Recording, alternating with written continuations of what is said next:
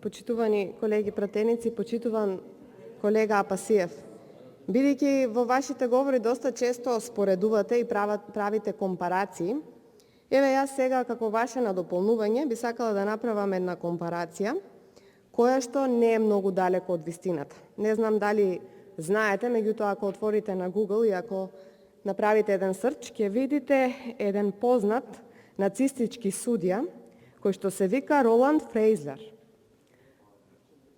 Кацарска всушност е продолжувач на ликот и делото на истиот.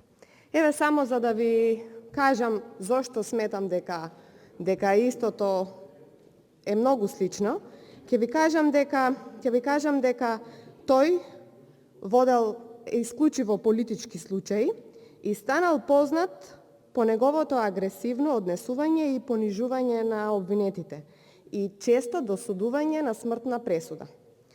И дури со формирањето на Федералната република Германија и со забранувањето на смртната казна, тој бил единствениот кој што бил поборник истата да остане во Германија, значи се уште да може да се носи смртна пресуда.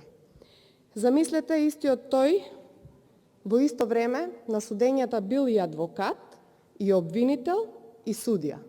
Дали ова не ви има сличност со случувањата на судењата кои што ги имаше господјата Кацарска во нашето собрание? Дали сето ова не ви потсетува на тоа категоризирањето на случувањата во собранието под тероризам, кој што апсолутно нема никаква врска? И дали не мислите дека доколку постоеше смртна казна, истата немаше да ја досуди? Ви благодарам.